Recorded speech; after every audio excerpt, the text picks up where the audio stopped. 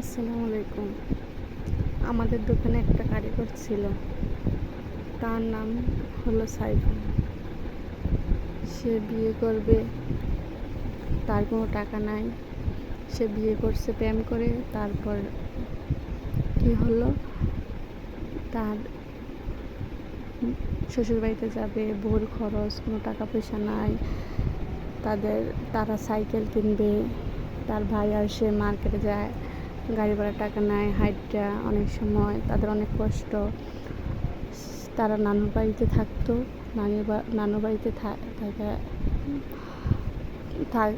নানুর বাড়িতে বলতে নানা নাই, নানু ছিল, মামা ছিল। তো ওনারা ভাড়া ছিল, রামপুর ভাড়া ছিল। তো ওইখানে ওরা সহ থাকতো, থাইকা মার্কেটের দোকানে কর্মচারী হিসেবে আমাদের দোকানে ছিল ও, আর ওর ভাই ছিল আরেকটা দোকানে, পাশের দোকানে। তারপরে ওদের কষ্ট হয়, তখন ওরা সাইকেল কিনবে, তখন ওদেরকে 5,000 টাকা দিলাম। সাইকেল কিনলো হাওলাত হিসাবে, 5-6 মাস পরে দিল। তারপরে আবার ওর আম্মু কিস্তি চালাতে পারতেছে না, তখন আবার 3,000 টাকা নিল। তারপরে ওর বোন অসুস্থ, তখন আবার 3,000 টাকা নিল। এইভাবে ওদেরকে কয়েকবার টাকা দিচ্ছি। তারপরে আবার ও বিয়ে করলো, বউ দেখতে যাবে, খরচ লাগবে, তখন আবার দিলাম 6,000 টাকা। তারপরে ওর কাবিননামা সমস্যা, তখন আবার 16,000 টাকা দিলাম ওর কাবিনের কাগজ ঠিক করতে। তারপরে আবার এগুলো হাওলাত দিচ্ছি, কিন্তু ও দিছে অনেক লেট করে।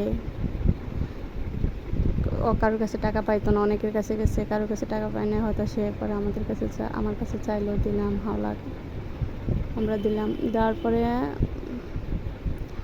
ও বউ আনবে, তাও ওর কাছে টাকা নেই, তখন আমরা আবার 30,000 টাকা দিয়েছি ওকে হাওলাত।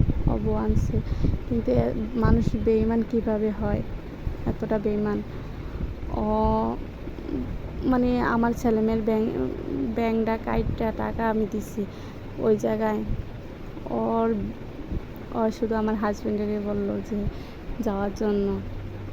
আমি এভাবে দুষ্টুমি করে মজা করে বলছি, ঠিক আছে তুমি শুধু তোমার মামাকে একা বললে হবে, আমরা সবাইকে বলবো, আমরা সবাই যাবো তোমার বিয়েতে।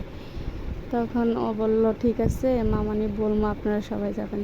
তখন বিয়ের দিন ও বললো যে শুধু আমার হাজব্যান্ডেরই বললো, কিছু বলি নাই, কিন্তু আমরা কেউ যাইনি বিয়েতে। তখন আমরা শহরে ছিলাম, ও ফোন দিছে, আমি ধরে বলছি আমরা তো শহরে, আমি ডাক্তারে গেছে, আমি তো অসুস্থ। পরে বলতেছে মামারে বলেন আসতে, আমি এমনি দাঁড়াইছি, না যাবে না, তোমরা যাও। আসলে মানুষ এত উপকারের পরও মানুষ কতটা বেঈমান হতে পারে। যাক, আলহামদুলিল্লাহ, এটা আমার আল্লাহর একটা এরপরে ওকে আবার টাকা দিলাম, এভাবে ওরে টাকা দিছি, অনেকবার টাকা দিছি, উপকার করছি। বিদেশ ও আবার বিদেশ যাবে, তখনও টাকা দেওয়া হয়েছে ওরে। পরের উপকার যে করে তার উপকার আল্লাহ করে, আলহামদুলিল্লাহ।